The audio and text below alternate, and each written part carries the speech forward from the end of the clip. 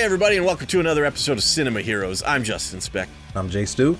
And today we're talking about Superman Batman Public Enemies. Released in 2009, directed by Sam Liu, written by Stan Berkowitz from a graphic novel by Jeph Loeb and Ed McGuinness, and starring the voice talents of Kevin Conroy, Tim Daly, Clancy Brown, Allison Mack, CCH Pounder, Xander Berkeley, and John C. McGinley in a very small role as Metallo. I actually thought that, John C. McGinley, I think John C. McGinley is such a good actor, and it was kind of a shame that he was only in the movie for such a short period of time. And honestly, he has like very few lines. I wonder how much they paid him for it. I mean, I wish they would use him again because he's a great actor. He would be a good Lex Luthor, I think, too. I agree. John C. McGinley, he's a character actor. Yeah. So he's like Ray Stevenson. He's in everything. Right. Yeah. But most people can't name him. Right. And he has a tremendous amount of range. He can do drama and comedy. Yeah, he can do everything. And he can pull it off very well. So he's definitely an underrated actor. Absolutely. Most people probably know him as Dr. Cox from Scrubs. Scrubs, yeah. But I think he's friends with Oliver Stone because he's always a small part in a bunch of Oliver Stone movies, especially he was in Platoon, and I think he was in Wall Street and other stuff. I can't, but yeah, good actor. Would like to see. I mean, I'm not sure what he's doing now, but I would love to see him in another animated film. I think he'd be good. Yeah, for sure. Underutilized in this movie. I hadn't seen this in a while. Mm-hmm. I think this is my third time watching this movie. I saw it when it came out in 2009. Well, technically, this is my third time, but this is only my second time like paying attention to it. Sure, yeah. Because the last time I watched it, I just put it on just to have it on. Yeah. And this time I watched it, I immediately noticed that it was Tim Daly as Superman. I was like, oh, yeah, that's nice. Oh, yeah, Tim Daly. I love Tim Daly as Superman. He was obviously Superman on the animated series. Clancy Brown, I also think, is one of the best Lex Luthors, if not the best. Also from Superman the animated series. He is he's tied for second place as far as my favorite Lex Luthor. My favorite is Michael Rosenbaum. Yeah, I know. That's why I love him as Lex Luthor too. I mean, we've had some really good Lex Luthors. Anthony LaPaglia from All Star Superman is also really good as Lex Luthor. So yeah, Clancy Brown though. A lot of times when I'm reading the comics and Lex Luthor's in it, I kind of read it in Clancy Brown's voice. He's just got a good Lex voice. Rainn Wilson is pretty good at it. Surprisingly, yeah, he was actually pretty good at it. I wouldn't have expected that, Neither would I. He's not somebody I would have chosen to play Lex Luthor, but he is pretty good. I was super excited when this movie was announced or when it came out because I loved the comics. I was buying comics when this title was introduced. I guess it was just Superman / Batman. And they're my top two favorite superheroes, so I was like, heck yeah. So I started buying the comics. Plus, I love the artwork. I've got the graphic novel sitting right here, which I love that they essentially just copied the, if you can see it on the video, obviously the audio folks aren't going to see this, but they copied the artwork for the Blu-ray cover. But Ed McGuinness's art, I loved. I thought it was so cool looking, and I like that they tried to kind of recreate his artwork for the movie. They made everybody Ed McGuinness just draws everybody very muscular and huge and kind of over the top, but I really think it works. That's one thing that I didn't quite like about this movie is the animation. Yeah. It looked I think it looks great in the comic. Mm-hmm. It looks off in the movie. It looks very cartoony. They have to, it's tough because Ed McGuinness, I think, even though Ed McGuinness has a little bit of kind of a cartoony style, it's I feel like they had to streamline it a little bit for the movie, and it doesn't. I agree, it doesn't quite look right, But I like that they at least tried, tried to kind of copy his style. The one thing that's kind of weird about it is almost every male character has the exact same build. Like Superman, Batman, Captain Atom, Major Force, even Lex Luthor. They all have like the same body. Very boxy. Yeah, boxy. They're all built like Arnold Schwarzenegger. Muscular. Yes, exactly. But that being said, I love the way Batman looks. I love the way he looks in the comic, and I think they did a great job in the movie with his just the cowl and the look of Batman. I just think looks really great. Yeah. I was a little disappointed when this movie first came out, though, because I love the comic so much, they made some changes, and I was disappointed. Like, my favorite scene in the comic is right after they get to the Batcave. So in the beginning of the movie, Clark is shot by Metallo with a kryptonite bullet, and Bruce, as Batman, saves him and takes him through the sewer system until they get to the Batcave. And that was one of the notes I wrote. Alfred with a shotgun. He's like standing there, keeping guard. But once they get back to the Batcave and the bullet is taken out, they're talking, and then a boom tube opens up, and the Kingdom Come Superman, future Superman, shows up, and he's like, it worked. And he starts beating the crap out of present day Superman. And so present day Superman and Batman are really confused. They don't know what's going on. But, Superman uses his like X-ray vision on him, and, Batman does his thing, and he's basically like, this is you from the future. And he's like, you're fighting yourself. And one of the lines is the future Superman goes, I'm not just fighting myself, I'm killing myself. And it's he basically is saying, your plan is not going to work, and I've come back to stop you. And eventually he runs out of time and like dissolves and like disappears and goes back to the future, I guess. Yeah. But so they're like weirded out by that. And so I was really looking forward to seeing that scene in the movie, and they just cut it right out. I see why they cut it out. Yeah. It's an awesome scene on its own, because I'm not too familiar with the comic. Yeah. I vaguely know of it, so I didn't even know that was a thing. But I see why they cut it out, because do they ever reference that again? They do, and the part of the reason they cut it out is because they changed the ending. Right. And so basically, I'll tell you what happens in the comic. Is Captain Atom, when he absorbs Major Force's energy, gets sent to the future, and he talks to future Superman, and future Superman is basically sitting in a wasteland, and Captain Atom doesn't even know where he is, and Superman says this was Kansas, and he says that they attempted to stop the meteor, but they didn't take into account, they blew up the meteor, but they didn't take into account all the radiation. And so the radiation just destroyed the planet. And so Superman is basically the only one that survived. So Captain Atom is like, basically, says, well, I'm not going to give up.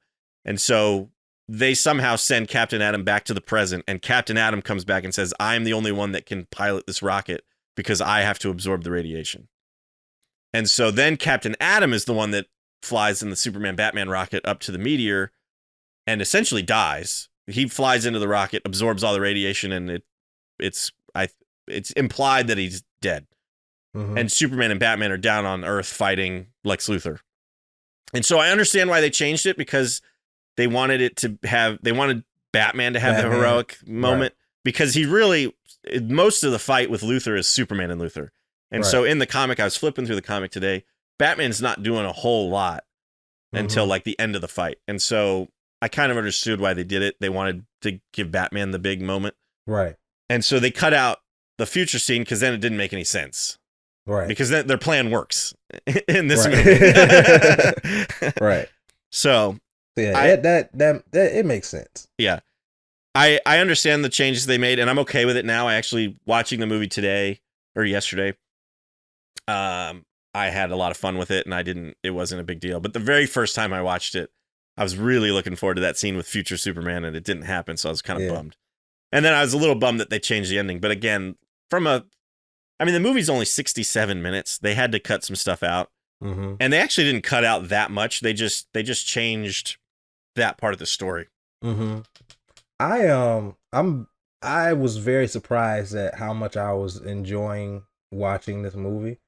Because I remember when it first came out, I was like, it was cool. Right, sure. But this second time, I I had forgotten pretty much the whole movie. Uh-huh. I remember certain scenes. I remember specific scenes in the second act when they were fighting all the Super villains, yeah, which was a great scene. Yeah. But other than that, I didn't really remember a whole lot, and I was very surprised at how much I was enjoying myself. One of the things that I really enjoyed about this movie was the relationship between Batman and Superman. That's something that we have yet to see in live action. Yeah, that's true. Their kind of banter going back and forth. And I love you can tell that they are they're friends. Right. Because it's implied that they kind of see each other as colleagues, but with the way the dialogue is written, they're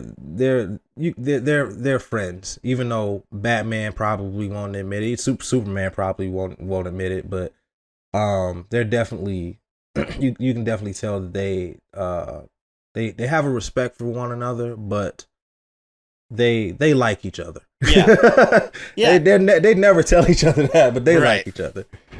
Well, and that's and they do a great job. One of my favorite lines, it's in the comic and they put it in the movie, is Superman's been shot with a kryptonite bullet at the very beginning of the movie. Metallo shoots him, and Batman's trying to get the bullet out, and he's saying, "I don't know if I'll be fast enough to get this out before your body like heals over the wound." Mm-hmm. And Superman goes, "Where's the Flash when you need him?" And Batman says, "Do me a favor, Clark. Lose the sense of humor." And then Superman goes, "Do us both a favor, Clark. Buy one." Buy one. Yeah, that was pretty good. There was another line. Superman showed up to the Batcave late. Batman said, but like where were you, or something like that. You're late or whatever. Yeah. He's like, and Superman says, "You wouldn't understand." Batman says, "Lois." He's like, "Yeah." He's like, "You're right." Yeah. So I think you're absolutely right. I would love to see this in live action. A Superman and a Batman who have known each other for years, have a mutual respect for one another, and can banter with each other a little bit like that. It's something we've yet to see, and it's one of the things I really like about this comic is and this movie is that they have clearly been friends for a while and worked well together and are friends. And another thing I like about this movie is Superman's personality. He's kind of angry in this movie. Yeah. And I like that. There's a moment, and I don't want to. I know it's hard to not compare the movie to the comic because it's based off the comic. Mm-hmm. But there's a moment in the comic where, and it's another favorite moment of mine, and I'm glad they mostly kept it in the movie, where Superman and Batman show up at the White House disguised as Hawkman and Shazam. And Superman has Lex Luthor by the throat, and Batman comes into the room and he goes, "I won't stop you." He's like, "There's ways we can make it look like an accident." And Lex Luthor says, he's like, "You're bluffing." And Batman goes, "No, I'm not."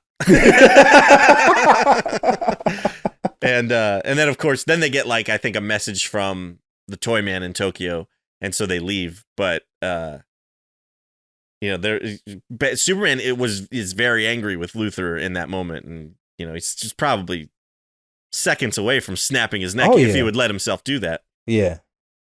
And so it's another cool thing about the comic that is not in the movie, and I don't think the movie suffers from this, but there's inner monologue, whatever you call it. It's not bubbles, but like the inner monologue boxes on the comic. So we hear Clark's inner monologue and Bruce's inner monologue, and usually like in the same panel, and Mhm. it's very interesting to see how they both think differently, and so they would have had to do it in voiceover in the movie if they had done it, and I think it would have probably hurt the movie actually if they had done that, because I think you would have had to structure the movie differently if they had done that, because you said they were in the same panel, right? Usually it'll have like a little Superman symbol, and it'll be like yellow dialogue for Superman, and then it'll be like a Batman symbol and blue dialogue, or blue, I don't know what you call it in comics when it's the like voiceover panels or voiceover dialogue, but you know what I'm talking about. Yeah, I know what you mean. I think the best way to translate that in movie form would be to tell it non-linearly. Oh, okay. Because it's kind of hard to do that from two characters' perspectives at the same time. Right. Yeah. Exactly. And it would have been reading it is much easier. Yes. But and it would have gotten bogged down if hear it. Yeah. If you like. It would have also made every scene feel super long if like they're having a conversation, then it stops and you hear, Superman thinking about how Clark is this type of way, and then it cuts to Batman. He's thinking about how Superman is this type of way. It would have been cheesy, and it would have made the movie longer. And yeah, I remember when The Dark Knight Returns came out. That graphic novel obviously has a ton of inner monologue stuff. That's just kind of the way Frank Miller writes, and they cut all that out of the movie. And some of it they kind of inserted here and there through dialogue and whatnot. But I remember some people thinking that was a weird choice because it was such a big thing in that comic. Mm-hmm. But I think those movies work without it as well. Yeah, yeah. There are a lot of characters in this movie. There are, yeah. A lot of heroes and villains. We got Captain Atom, Major Force, who I'm not too familiar with. I wasn't either. I looked him up today. He's essentially a villain. He's like a government agent who doesn't really mind crossing the line, type of thing. And I don't know, I forget how he gets his powers, but he basically can like shoot out energy blasts or whatever. And he's got kind of when I looked him up, he had like black and silver armor, but it's basically like a metallic armor that he wears.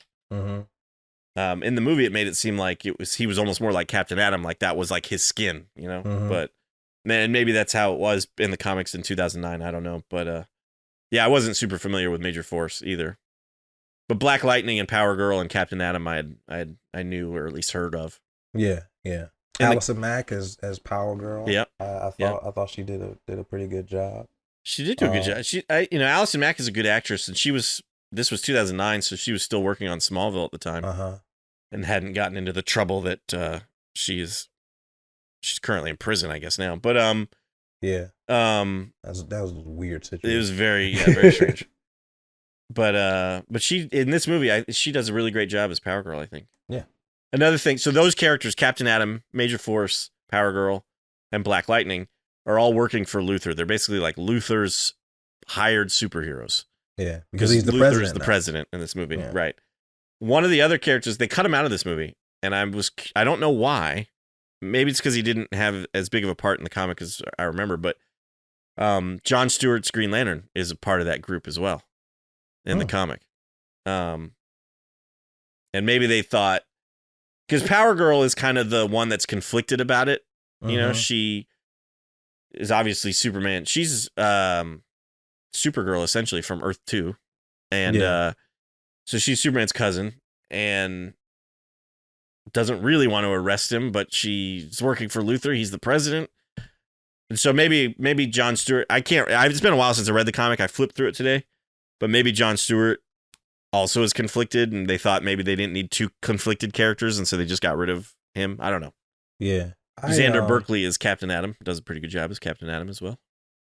Yeah, yeah. Corey Burton, Captain Marvel. He's also in the movie. I was going to ask you what you thought about they call him Captain Marvel in this movie, but Shazam, which is who he is now, I guess. He to me, he will always be Captain Marvel. Yeah. Oh yeah.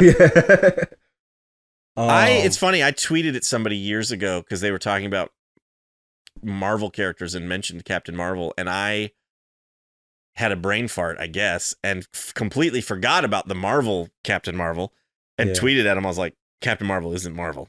Because I was thinking of Shazam. I was thinking of this Captain Marvel. Oh no!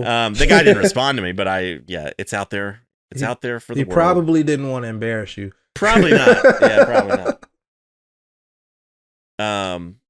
He might have thought you were trolling. Yeah, it could be. Because if I had seen that, I probably would have thought you were trolling. But yeah, in my brain, I was thinking of this Captain Marvel, Shazam, and and just so anyway, what did you think about Corey Burton as the voice of Shazam or Captain Marvel? Excuse me. I thought he was cool. It did make me think back to a conversation I think you and I had about Captain Marvel. I think it was when we were discussing Justice League War and whether or not he had a childlike personality, right? As an adult. Yeah. And in this movie, it seems like he doesn't have a childlike personality as an adult. So right, I don't think maybe that was a New 52 thing. I think it might have been. Yeah, and I like it because it it adds a little comedy to the character and a little bit of levity or whatever. But yeah, when Captain Marvel started speaking in this movie, I immediately thought, oh no, I like Sean Astin better. Like I was like, I like Sean Astin better for sure. Not that I dislike Corey Burton in this movie. It's just I think I do like the version of Shazam with the childlike personality a little better than I agree than this classic version, perhaps. And I think I think that's probably because we're used to it. Yeah. Because we've had Justice League War, we got the live action Shazam movie now, and they both have adopted that childlike personality. He has that personality in Superman, Shazam, Return of Black Adam, which is I can't wait to talk about that one. So yeah, I think it's mostly because we're just used to seeing that, but I do think that was the right way to go with Shazam because it makes the character more interesting and kind of sets him apart from the rest of the league. Yeah, I agree. Yeah. What do you think about Hawkman? I don't know who voices Hawkman, but I don't really have an opinion on Hawkman. I think he wasn't in the movie that long. I mean, neither was Shazam, Captain Marvel, but I like the look of Hawkman. That's another, it was a good moment in the comics, and it was a pretty decent moment in the movie where they're fighting and they end up switching. Batman's originally fighting Hawkman and Superman's originally fighting Captain Marvel, and they decide to switch and think they have the upper hand, and then they're both essentially beaten. That's one thing the movie kind of skips over, and the comic also kind of skips over it a little bit, is how they end up getting into Hawkman and Shazam's outfits. And it was in the comic, it's basically said that once they're captured by Hawkman and Captain Marvel, Luthor basically gives a press conference or something and says, I've captured Superman and Batman. And so then the Bat family and the Super family, I guess, because it shows like Superboy, they like come to the White House to try to rescue Superman and Batman, and get stopped by Luthor's forces. And so somewhere in that, there's some Batman. It's told in voiceover again, but Batman and Superman somehow get the upper hand of Hawkman and Shazam and take their outfits. Where does it say here? Okay. Luthor jumped the gun, announced we'd been arrested. We should have expected Nightwing and the others to come to our rescue and in turn require our intervention. With their guard down, Captain Marvel and Hawkman were blindsided by us. That's all it says. So, I mean, it's just, okay, whatever. And so the movie kind of does the same thing. It's like, I think Luthor's like, how? And he's like, we had help, I think is what somebody says, and so it's just, you're like, okay, whatever. Hey, they definitely gloss over that. Yeah, they completely gloss over it. This is quite the cast. It really is. It's quite good. Even Bruce Timm and Andrea Romano offer their voice talents. Yeah, I saw that. Yeah, Bruce Timm is Mongol, and I was definitely thrown off when I saw him in the movie. I'm like, why is he here? And even Superman addresses it. He's like, why are you interested in money? Like, like you're not even from this planet, right? But without without knowing, like without having remembered what I had seen before, I immediately thought they got to be under some kind of mind control. Right. Well, especially as soon as you hear Solomon Grundy talk. Yeah, because he's talking so eloquently, and you're like, that ain't Solomon Grundy. Well, see, that's the thing. I could buy that because in the comics, Solomon Grundy has a different personality every time you see him. So okay. I could buy that, but yeah, when Solomon Grundy starts talking and when Mongo shows up, I was like, this something's fishy's going on. Right. And as soon as I think it was Batman. As soon as he said mind control, yeah, I was like, it's got to be Gorilla Grodd. Yeah. Yep. I actually did remember that, but yeah, I had forgotten that Mongol and Solomon Grundy show up. Mm-hmm. But yeah, I remembered as soon as they did, and I think it might have been as soon as Solomon Grundy spoke. I remember being like, "Oh yeah, Gorilla Grodd's here." Yeah, that's what it was. Because Batman recognized his speech pattern. He's like, I know that speech pattern. I was like, that's got to be Gorilla Grodd. That's got to be. Yeah. I love that aspect. So basically, what happens is Luthor frames Superman for the death of Metallo, mm-hmm. and we don't see Metallo die, but we see Major Force, I think, show up. Mm-hmm. It could be Major Force, could be Captain Atom. They both have the same body, but I'm assuming it's Major Force. And so Luthor puts out a $1 billion reward for the capture of Superman, right? So all these villains start showing up, and some I recognized, some I didn't totally recognize, but most of them I knew. Yeah, most of them I knew. I didn't know who Nightshade was. Right. Yeah. And who's the guy? Who's the purple guy with the fin on his head? I don't know. That's a good question. I know there's the King Shark, who looks a little different than how we have seen King Shark look like, but I assume that's King Shark. It's a that was King shark. Yeah. But the guy with the fin, I'm not sure. Yeah, I didn't know who that was. I knew Killer Frost. Right, Captain Cold. Yeah, Starfire, Captain Cold. I knew all of those guys, but Giganta, who was Andrea Romano. Right, which is pretty cool. But yeah, I didn't know who the purple guy was. I honestly didn't know who Major Force was. Right, yeah. And I wasn't familiar with Nightshade either. She's in the comics too, but I don't know who that is exactly. Yeah. But anyway, it's just cool that all these villains just show up because they're it's Superman. You'd think they'd be like, I'm good. But $1 billion, I guess, is enough to get, at least to give it a try. And I wonder if they were all working together. $1 billion split, that many ways is still a good chunk of money. So maybe they were figured you can't stop all of us. Mm-hmm. But yeah, that's one of the things I like about the movie is all these kind of different cameos from all these different characters. Pretty cool. Cheetah's there too, I think. I think I saw Cheetah. Yeah, Cheetah was there for sure. But yeah, that was a really good scene. Here's something I didn't recognize, and I feel like I have to turn my Star Trek fan card in. LeVar Burton is Black Lightning. I did not recognize him at all. Granted, he's another one that he's underutilized, doesn't get that many lines, but yeah, I should have recognized LeVar Burton right away, and I didn't. Also, not to get too political, but I don't think that Black Lightning would be working for Lex Luthor in the real world. I don't think probably not. I don't think that would be a thing. No, probably not. That's hilarious. Maybe I was thinking that's why they cut Jon Stewart out too. Yeah. A couple other characters we forgot were working for Luthor: Katana, and you mentioned Starfire being in part of that battle, but she's also part of that group that is working with Captain Atom and Major Force.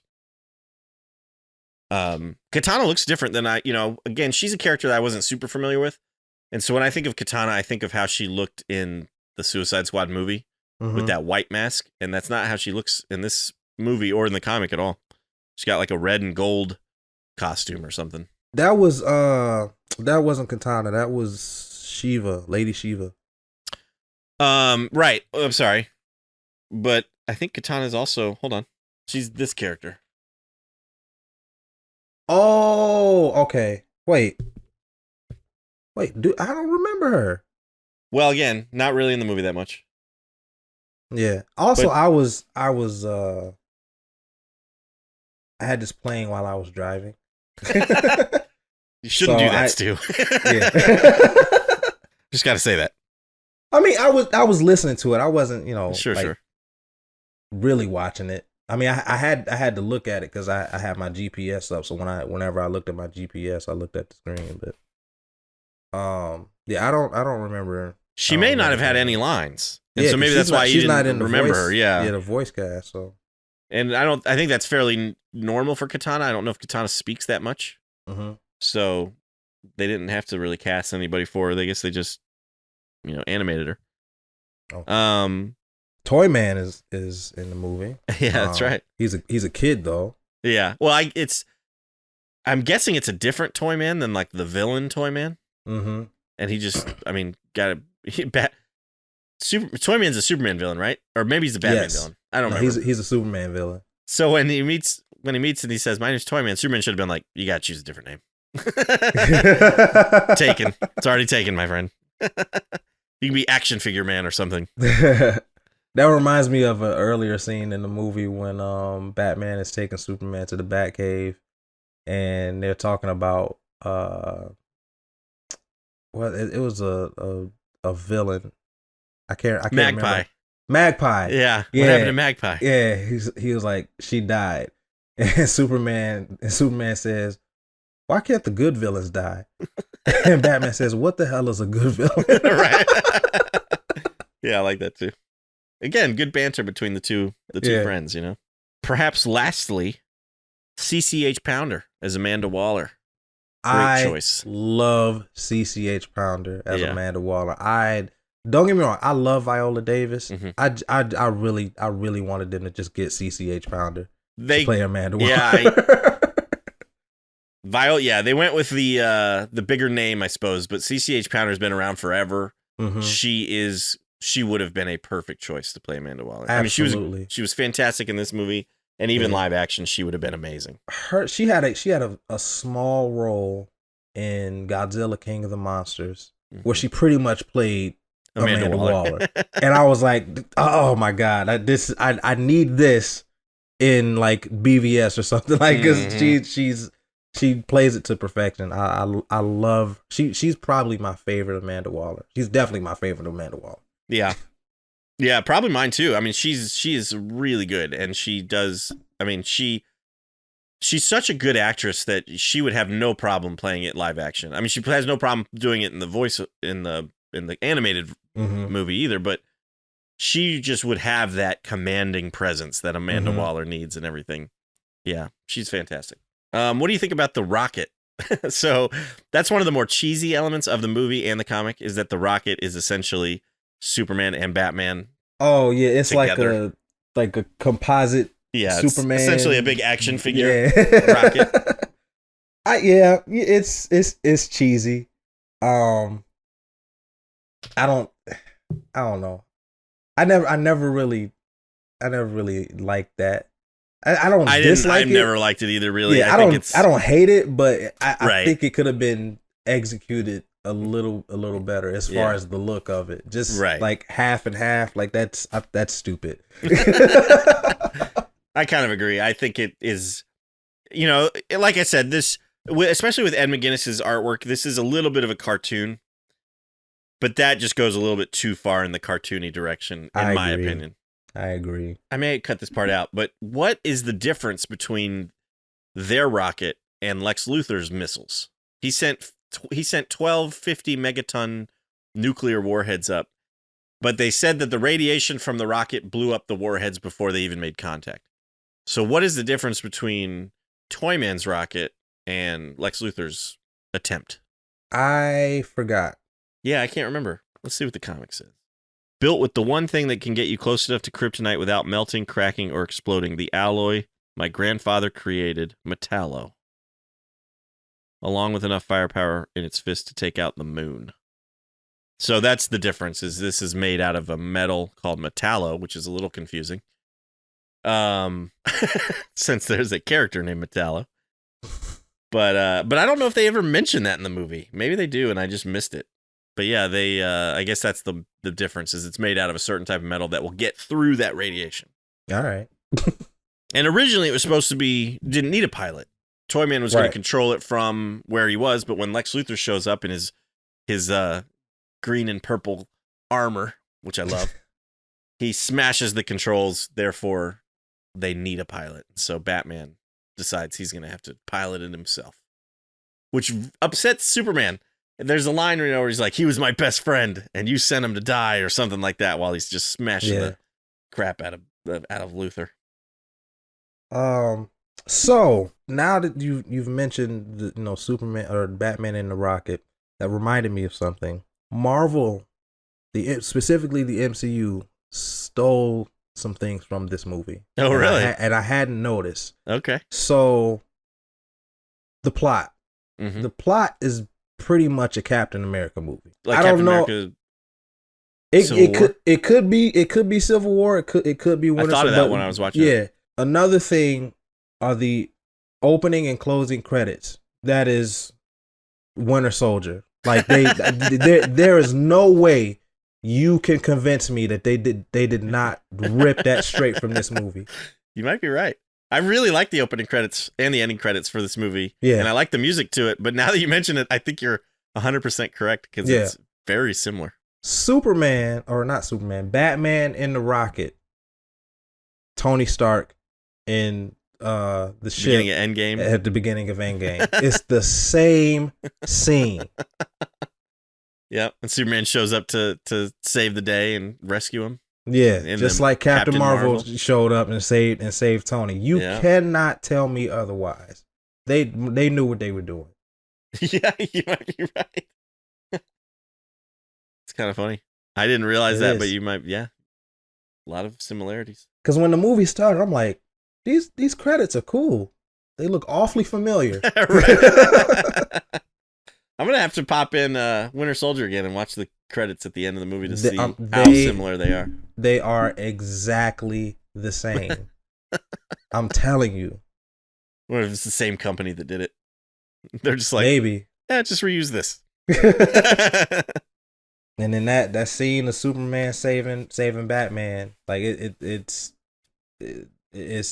almost shot for shot. Yeah. This just happened. So I restarted the movie. The movie ended while we were talking because I had started it before we started recording. Mine just went off, yeah. And so I restarted it. So now I'm at the fight with all the villains. And one of the notes I wrote was I felt like Batman took out Bane way too quickly. Like Bane shows up, Batman jumps over him, cuts his cables with the venom, and like hits him once, and Bane goes down. And I was like, Bane deserves better than that. He does, but I think it's implied that they fought these villains several times before.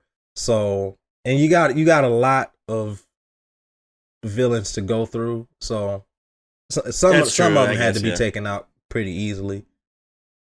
I feel like Bane should have lasted a little longer, but I also really like the way Bane looks in the movie. But yeah, whatever. Just a nitpick. Yeah.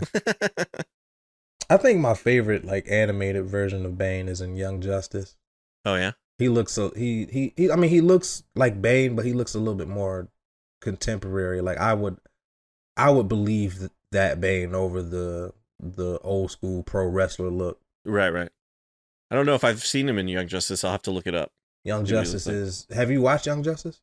I only have like the first 3 episodes, maybe. I haven't watched it really. It gets better. Like you should. I didn't dislike what I saw. I just haven't. Yeah, at least watch the first season. The second season is good too. Yeah. But that show is severely underrated. Yeah. Well, they brought it back, right? Like once it got on HBO Max, they started making new seasons. I think they're on season 4 or 5. That's not that many seasons, so maybe I should just binge it. Yeah, I've only watched up to like halfway through season 3, and I just stopped for whatever reason because I'm horrible at watching TV shows. But, Right. I am but too lately. those first 2 seasons are great. All right. You've convinced me. I'll check them out. Maybe I'll start, because it's been a while since I watched those first couple episodes, so maybe I'll just have to start over. But I liked what I saw. I just didn't continue for whatever reason. I think something else came out and I started watching that and just never went back. Yeah. It has a very like high tech aesthetic to it and a very modern contemporary aesthetic, but it's so well written. Like, it has some of the best character development of any animated series I've ever seen. That's really cool. So it, like, in that regard, it feels very Bruce Timm-esque. Nice. Because they really understand who these characters are and where they need to go in order to become the heroes that we know. So nice. You definitely should check it out. Will do. So do you think it's believable that Batman would survive after rocket punching the meteor? Probably not. Probably not. Yeah. Which is why I think in the comic they had Captain Atom do it. Mm-hmm. And like I said, it's implied that Captain Atom died in the process. But I understand why they made the change, and obviously they can't kill off Batman. Uh-huh. So they gotta have him survive it. And I did like that, like, most of the rocket was gone except what he was in, which was shaped like the Batwing, basically. Yeah. So it was like maybe it was kind of protected by the outer part of the rocket, and so they kind of made it seem like it was somewhat feasible. But yeah, I don't think he would have survived. No. Let's talk about the music real quick. I really like the opening credits theme, and it happens again when they're fighting Captain Atom, and so after they kind of fight the villains, Captain Atom and his crew show up, and I think Superman's like, "Here's the cavalry," and then Captain Atom says, "I'm placing you under arrest for whatever," and he goes, "Okay, never mind," and they have to fight Captain Atom. The music, that same opening credits theme plays again, and I really like that music a lot. I think it works really well. I agree. Very reminiscent of Winter Soldier, but I agree. Or maybe Winter Soldier is reminiscent of this. Yeah, of this. Yeah. I think that may be coincidence, but maybe it could not. be. But yeah, I really like the music of this. It really works for the movie. It fits the tone of this movie because it's very like this movie has like a government feel to it. Yep. It's almost like a spy thriller, but you got these overpowered beings, right? Yeah, so yeah. It fits for the movie. And I like what you said about that. That reminds me, one of the things I like about Lex Luthor in this is his complete disdain, not just for Superman, but for superheroes in general. Mm-hmm. And like when Captain Atom calls and says that Superman and Batman got away, he yells at him, then he hangs up the phone. He's like, superheroes. He just doesn't like superheroes, which I think is great. But yeah, no, I think the music is very good. The music was done by Christopher Drake, I think. Yeah. He does a lot of the Batman video games. Yeah, he did. Yeah, and he did a good job with those too. And actually, you're talking about the Winter Soldier and it being a coincidence, and I'm sure it is. But I've learned that when filmmakers are editing their movies, they'll use temp music. Mm-hmm. And so I wouldn't be surprised if maybe they grabbed the title track of this score while they were editing Winter Soldier, threw it in, and they were like, and then because I've seen interviews with composers, and I think I read somewhere, we were talking about Danny Elfman and Sam Raimi having a fallout. Mm-hmm. I read it was because, and granted, you got to take this with a grain of salt because it's the internet, but I read that Sam Raimi had put in some of Christopher Young's score from Hellraiser for Spider-Man 3 and kind of fell in love with it and wanted Danny Elfman to basically just recreate that music. And Sam Raimi, or Danny Elfman was like, I'm not doing that. That's not my job. I'm not just going to copy some other composer's music. And they had a big fight over it. Left, and then Sam Raimi ended up getting Christopher Young to do the score for Spider-Man 3. I don't know if Christopher Young ended up just kind of redoing his Hellraiser score. I don't know the music from Hellraiser that much, but yeah. But anyway, that's what I read. And I've heard composers complain about temp music. They hate temp music because directors will fall in love with the scene with that other music, but they can't use it because it was from some other movie or something. And so then they asked the composer to basically just recreate it. Like, have you ever seen the movie Captain Phillips? Yes. With Tom Hanks? Yes. The music at the very end of that movie is a blatant ripoff of the ending music called Time from Inception by Hans Zimmer. Like, I'm in the theater, I was watching Captain Phillips, and that music started playing, and I go, this is Inception. I was like, I didn't notice that. I've seen the movie, but I didn't notice that because I found the movie kind of boring. Okay. And I wasn't really paying attention to it. If you have Spotify or even YouTube, obviously you have YouTube. Everybody has YouTube. But I'm going to look up the Captain Phillips score here. The song is called Safe Now. Look up by Henry Jackman. Look up Safe Now by Henry Jackman. Listen to it. And then look up Time by Hans Zimmer and listen to it. They're basically the same song. And so I wouldn't be surprised if Paul Greengrass put in that song from Inception while he was editing it, fell in love with it, couldn't imagine any other music to end the movie with, and had Henry Jackman basically just recreate it. And it kind of sucks for composers that happens, but it seems to happen fairly frequently, I guess. There's a video essay I watched. I can send it to you if I can find it, about how that happens from time to time, I guess. So I wonder if they used what they thought was kind of an obscure piece of music from Superman, Batman, Public Enemies, and the Russo brothers were like, "That's it. Yeah, that's the music and the opening credits that I want." Yeah, I could see that happening because like I said, the opening credit, there is no way that it is not a ripoff. Right. There's no way. Yeah, but nevertheless, both movies are very good. Yeah. I mean, it's a short movie, so I guess this is a little bit of a short episode, but is there anything else you want to talk about before we get into a rating? No, we can rate it. All right. I really enjoy this movie. I remember liking it even before I rewatched it to yesterday. I kind of actually watched half of it yesterday and half of it today. Uh-huh. And I think it's a lot of fun. It's only 67 minutes. It's actually one of the shorter DC animated movies. They're getting longer now. It seems like now they are mostly like 80-something minutes. Uh-huh. But this was one of the first ones that came out, and they tended to be around 70-something, and this one ended up being 67. I remember that was another reason I was a little disappointed. I bought it, and I turned it around. 67 minutes, that's it?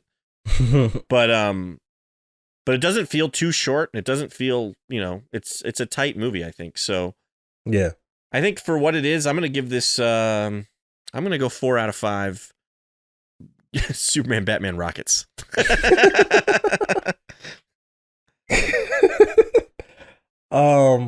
Yeah, I'm on the same page. It's a very tight movie, which I really liked. A lot of these animated movies tend to have a lot going on. Mm-hmm. But this particular movie has one straight through line, and doesn't really have a subplot. A lot of these other movies have subplots. This one doesn't really have one, which I really enjoyed. And I found myself enjoying the movie much more than I did when I first watched it. This is definitely the most enjoyment that I've had out of this movie since it came out. And I'm on the same page as you. I'm going to give it 4 out of 5 bat signals. Very nice. Yeah. That's awesome. I was almost tempted to give it 4.5, but there's a couple of things that, like the whole Hawkman, Shazam, just glossing over that. Yeah. And even though the comic does it too, it's just, that's one of those things where it's like, we could have used a little bit more there. And just this and that. I think 4 out of 5 feels right. So yeah. Well, we'd love to know what you think about Superman, Batman, Public Enemies. You can always let us know at cinemaheroes.com. You can also tweet at us or comment on our Instagram. Both handles, not Hannibals. That's weird. That's a made-up word. At Cinema Heroes.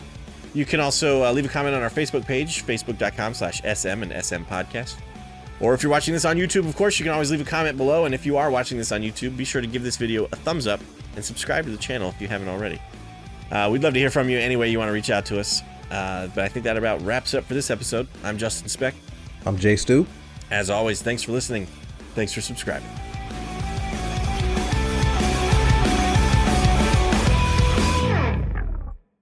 And today we're talking about Superman, Batman, Public Enemies.